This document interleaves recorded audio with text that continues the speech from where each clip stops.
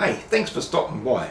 Now in today's video, we're up to part 6 of a series that I've been doing based around our book, Beyond the Fence, in and around the Lockyer Valley. Well, this is Beyond the Fence Revisited, where I go back to the places that I drew, not to redraw them, but to revisit, just to see if they're still standing, and to see if I can find something of interest to bring back into my studio and to draw.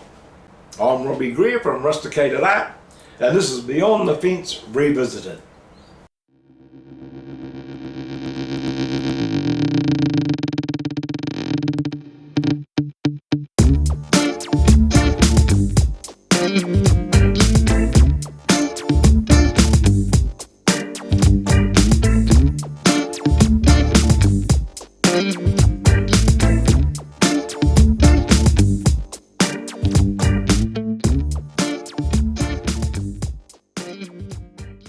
So I thought today I'd start off and put in a bit of sky. So what I'm doing here is I'm just using a woodless pencil and scraping on some graphite, rubbing it in with a paper towel, and then we go over it.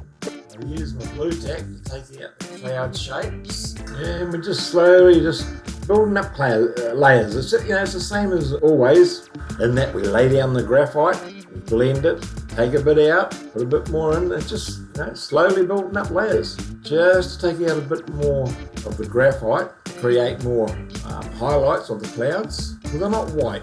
I mean, realistically, there's no white. There's off-white, there's different shades of grey probably, lighter areas, darker areas. I've been getting some really interesting data about how Cobb & Co and that worked, and I'm finding it quite fascinating.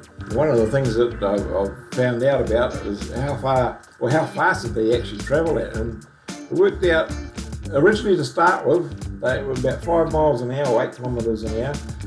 That was when they had a leather strap type suspension system, and when they put in the springs, they actually got up to 7 miles an hour, or that's about the equivalent of 12 k's per hour, and they got about 50 miles in a day, or 80 kilometres. Now, coach travel was not only uncomfortable, it was also pretty expensive, and the passengers paid about a week's wage for just one day's travel. So it was a pretty expensive operation to run. And depending on the terrain, the conditions of the roads or the tracks, or whatever it was that existed, the horses were changed every 16, 24 k's, or 10 miles, 15 miles they were changed over. And of course there was 5 horses on each carriage.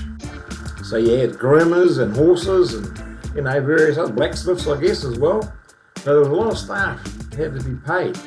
So people really travelled by coaches only if they really, really had to. Cobb & Co was probably the link for everybody that lived in the Queensland bush, and at that time Queensland was mostly bush.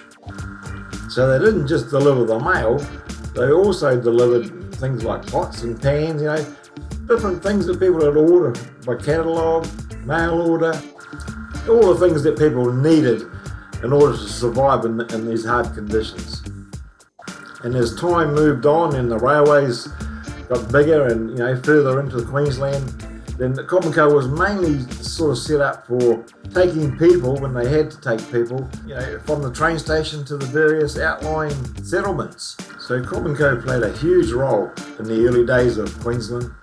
Well, I thought now would be a good time to get back to explain what's happening with the drawing. So I just wanted to put some bit of foliage in. So we've got some plants and that over here on this side, and I'm going to put a cactus in over here, and probably have some more cactus and bush and stuff growing around here. Now I don't know if at the time there's actually water coming through here. From what I've seen, in most cases in this country, most of the riverbeds or creeks are dry until the stormy season, and then the water just rushes through, and that's what happened to this bridge. Yeah, what they reckon now, back in 1982, and I was just reading the Times, the paper, 1982, the Ipswich Times, they had an article in it, and it was the council at the time, which was a councillor Scanlon. He was saying that the bridge was built prior to 1864 by convict labour, and the main structure was actually been mostly washed away. But if you see, like in my picture, there, the structure is still there. But what I've drawn is, you can see the main spans, are still there, and they're still there today.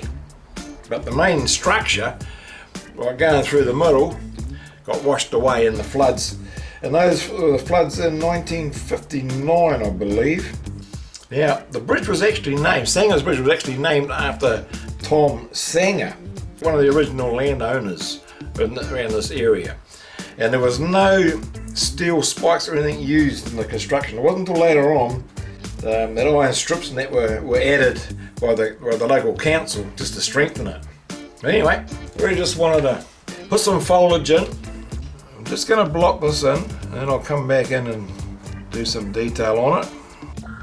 Well, once again, it's about that time where I stop talking, and depending on what part of the world you're in, grab a glass or a cup of your favourite drink, sit back, put your feet up and relax, think about the wonderful weekend ahead. I'll see you in a few minutes.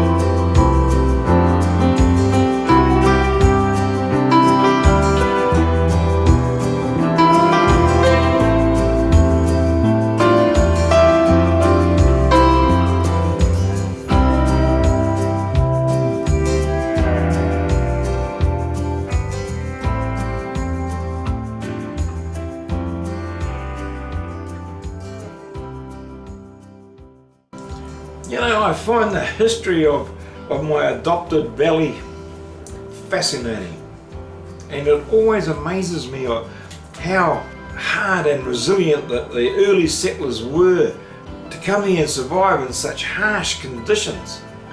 It just blows the mind. But survive they did. And when I draw these beautiful old structures and dwellings, it just takes me back to a time, to that time. And I want to find out as much as I can about how they lived, what they had to do to survive. I just find the whole subject fascinating. I mean, every one of these structures was the pride and joy of someone. And everything was built for a reason, for a purpose. It had to be. They certainly weren't built for fun. Anyway, I hope you're enjoying this series just as much as I'm enjoying sharing it with you. Now, if you like what you're seeing and feel you're getting some value, give me a thumbs up, leave a comment, and share it with your friends, because if you like it, chances are they're going to like it just as much. And if you haven't yet subscribed but would like to, hit that red button, ring the bell. That way you'll get notified every time a new video comes out. Now, if you're new to my channel, I'll leave a card up here to the video I think you'll enjoy next. Well, that's about it for this week.